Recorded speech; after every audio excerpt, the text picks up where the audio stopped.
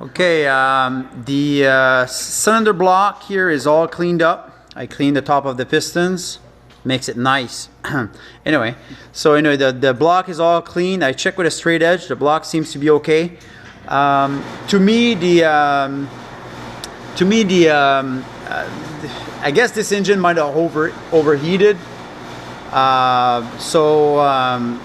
This is probably why the head gasket blew between the cylinder number 1 and number 2 here.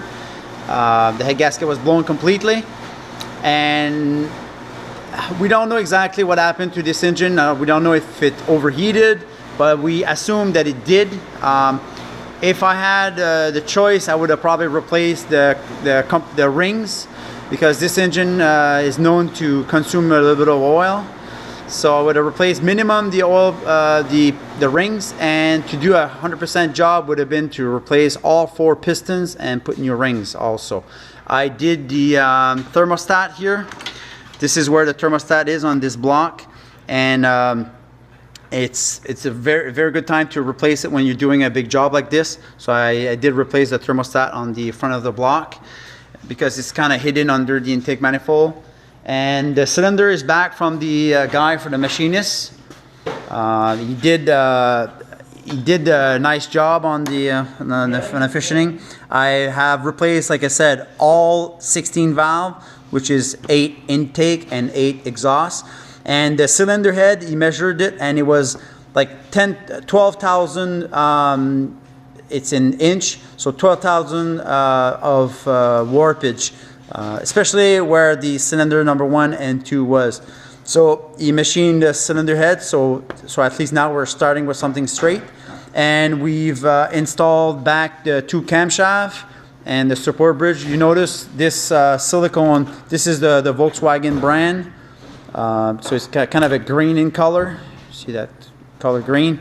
And that's what we put between the camshaft block and the cylinder head. So we put this here. This is the tool. This is a Volkswagen tool.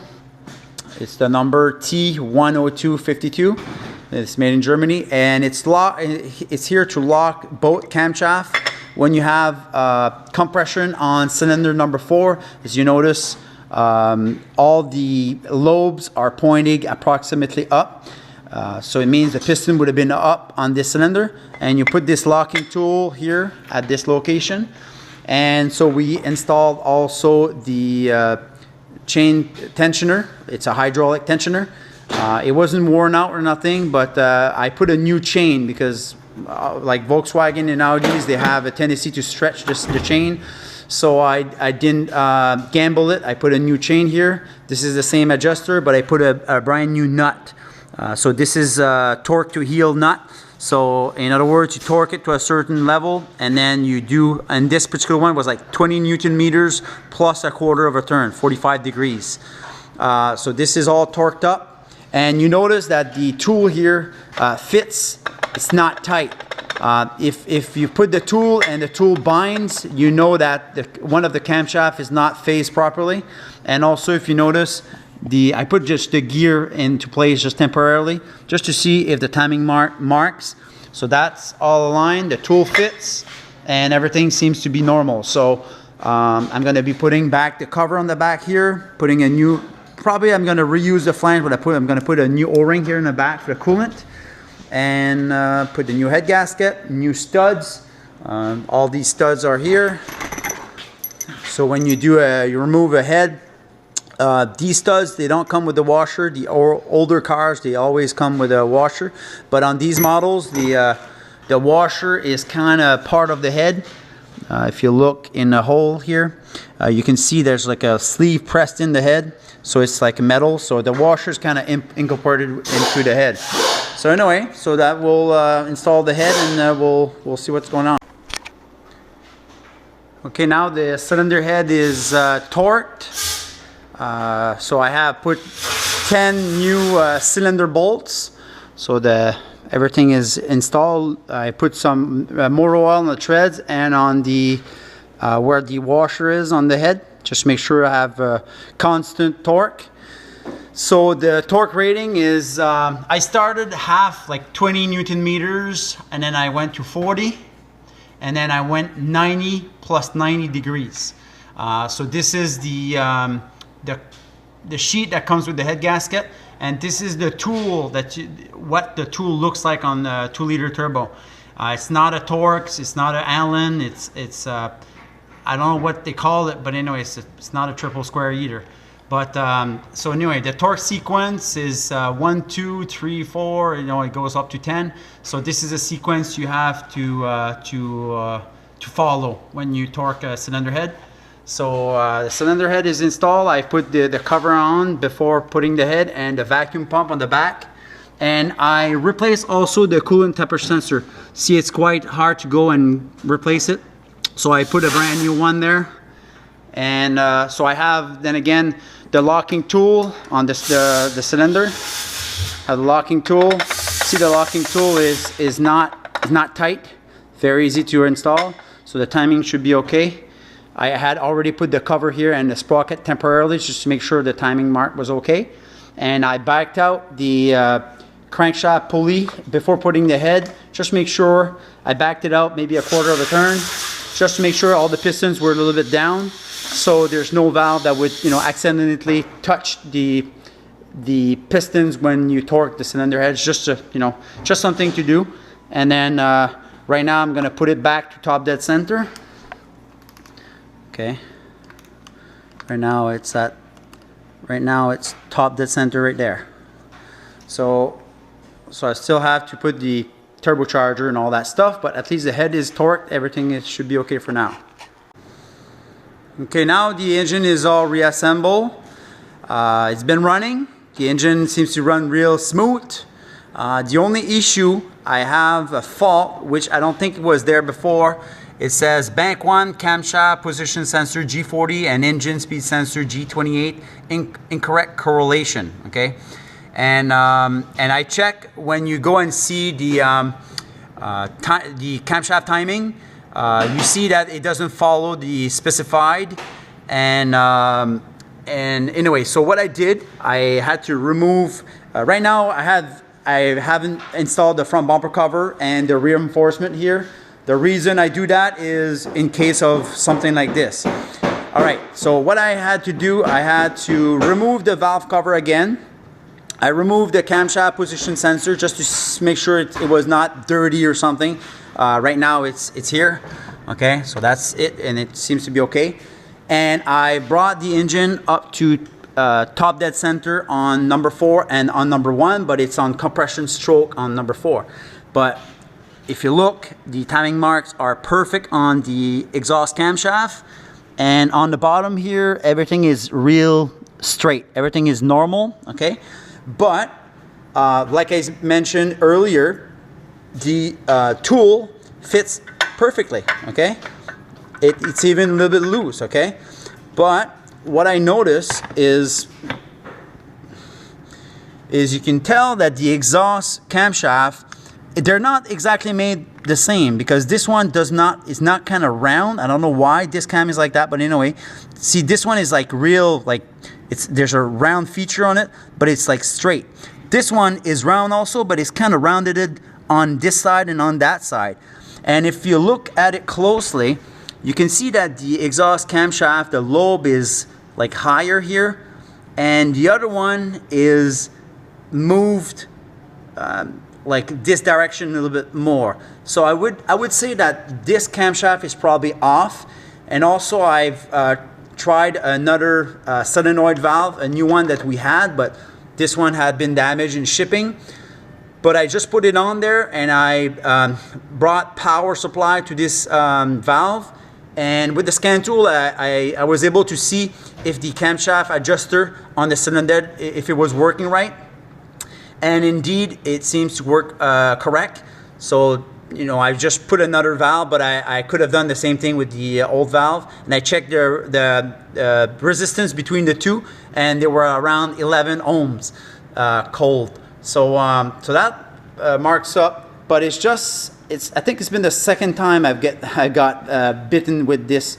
And even though we have the factory locking tool, but the locking tool is not very precise, because when you fit it, like right now, it fits, well, yeah, right now, okay? Yeah, it fits perfectly. You cannot tell that there's anything you know, as problem. I don't know if these engines, if there is a certain amount of chain links. I know the 1.8 turbo, the older engines, there used to be, you should count like it was 16 links, and then you knew that the chain was okay. But in this one, in the repair manual, I don't think they talk about that particular. They only say put the locking tool and turn the intake camshaft counterclockwise like this and put it on the chain, and then everything should line up. And that's what I did. But you know, the engine runs, but you know, it has that fault, so I don't like it. And even when I took this engine apart at first, the tool didn't fit properly, even when the engine was taken apart the first time. And anyway, so I guess I'll have to remove the back end of the engine here and try to make it skip a teat, and then we'll see. It's nothing major, but it's just a pain in the butt when you have, you know, everything finished. The cooling system is all full. I have changed the oil. I've changed the filter again, and as you notice, like inside the engine is very clean, and the oil pressure seems to be very good now, and it doesn't misfire. It runs real smooth. But I'm gonna fix this issue and show you guys after I have it fixed. The tensioner, when I was changing the timing on the camshaft, there's a piece of here, yeah. See, there's a piece that broke right at the corner there. If you look at it, see, there's a little piece of plastic that broke. And when the plastic is kind of brownish like that, and it had some wear on it, but I decided to use it. But I guess it's probably a good idea to replace it each time you fool around with the timing on the back of that head. Anyway, so I had this part in stock. I was gonna install it, but you know, I said, well, it seems to be okay. But anyway, at the end, I put a new chain. That's a new chain. The chain was already there when I had finished the job. But then I had to take it apart again because I had a fault for the camshaft timing. So see, I have a mirror that it shows what it looks like in the back of the head. Okay, so this is the bolt that holds the hub for the timing, and so this is a hydraulic tension on the back of the head there. All right, so this is before I took everything apart, this tool fit, you know, loose like that. That was, you know, that's how it was. So what I did before removing the chain on the back, I put some yellow paint here on the exhaust camshaft. There's a little arrow, but there's no mark on these camshaft from the factory. So anyway, I put a little paint here, and I put some paint before removing it. Okay, so as you notice now that the paint mark does not align, so this would be normal for now because, you know, I've put a marking before removing it. And if I look close at the camshaft lobe, now I can see visually that the camshaft are both the same look. Like, I mean, the way that the lobes point upward but at a certain angle, and these are the same. These two lobes were a little bit lower the way they were. I don't know if the timing jumped on the back when I first started it, or it was like that all along when I put the tool. So in other words, this locking tool here, you could get caught like this because this tool was fitted with the camshaft not precisely aligned. So this is just a general guide, I guess, because in the repair manual they say to put this tool here, which I did. But if you look closely, one of the camshaft, the exhaust camshaft, where the tool fits is completely kind of square, but on the intake cam it's kind of rounded off on both sides. They're all like that, you know, just like this. But it makes it that the camshaft is quite flexible, you know, because it could be a little bit higher, a little bit, you know, so you could be, I guess, a notch either side and the tool will still fit. So I guess the moral of the story here is once you have everything back together, I guess, is to check visually if the both camshaft look normal. But you know, if you only look at it with the tool, I think that's the second time I got caught with this thing there. So I guess the next time I do one, what I'll do is I'll do like this. Just make sure that the vehicle has no camshaft fault, because if it does, then if you mark it, you're gonna install it exactly the same way, which would be wrong. But it's too bad that this tool does not fit more precise. Anyway, so I'm gonna put everything back together. Just a small detail, but I guess, you know, it's a pain in the butt, like I said. So I'm gonna install back the cover back on, the vacuum pump, the valve cover. And as you notice also, the camshaft timing hasn't moved. This is perfect. And on the bottom of the crank is perfect too. So now I'm pretty confident that that this intake camshaft was out of sync with the exhaust cam. So that's about it. Okay, now I have everything assembled back since the fault that I had on the camshaft position sensor. So the only thing I haven't installed yet is the cover for the timing belt. As you can see here, the engine is only at 53 degrees Celsius. You see the lambda regulation. So the oxygen sensor is in closed loop. And all these 4 zeros are cylinder misfires. So they're at 0. It doesn't misfire anymore. And the camshaft adjustment specification and actual, the specification is 28, and it's right now it's at 27.5, 28. So that's perfect. Now the timing is perfect. All because of the intake camshaft was tilted this way a little bit, 1 notch probably. And as you can see right now, the oil pressure, the car is at idle. So the engine is not at operating temperature for now, but as you notice, the oil pressure is pretty good. We're gonna turn it at 2000 RPM.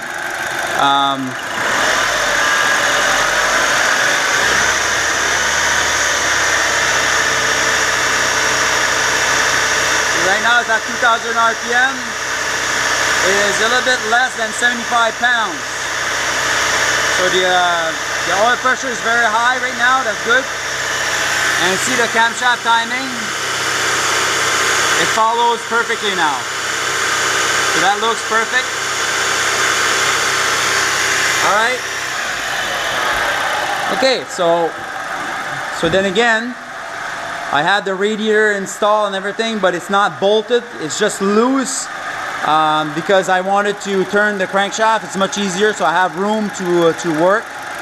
But other than that, it seems to be running fine. I've got a little bit of smoke there because there's some oil that's gonna go here. There's some oil that went onto the catalytic converter because I took the cover here on the back, so obviously you have a little bit of oil falling behind. But it sounds nice. It ISOs fine. There's no see, it doesn't move at all. Like, I mean, it's real nice. So the timing is okay. I have no misfires, and the cooling system is full because the rad fan came on a couple times before having that fault for the camshaft. So we're gonna go now and see if I have faults. Right now, see, no fault code found, so that's what I want to see. So I'm just gonna go into advanced value, just coolant temperature and lambda. So that's good. So that's what I want to see. So right now I have the customer had his own oil, so I put a 5W40. It's Castrol. That's what Volkswagen recommends. It's not necessarily the oil that we use, but I mean, it's good oil. It's manufacturer recommended. So because I had put 1540 in it just for the initial startup, and I had put this stuff here. It's an oil system cleaner. I put this in the old oil, and I ran the engine for a while, and then I drained the system just to clean the system, and then other than that, it sounds nice. That's how it should run. Alright, the engine has been running quite a long time now at different engine speeds, and the rad fan has started a couple of times also at about 104 degrees Celsius. Right now the engine oil is at 97 degrees Celsius, 96, 97. Okay, so the oil is quite hot. I think the spec is around 80 degrees Celsius. So right now at idle I have a little bit less than 25 pounds, probably like 24, let's say. And the minimum I think is like 17 pounds, I think, the minimum, so I'm over that. So now I turn it at 2000 RPM.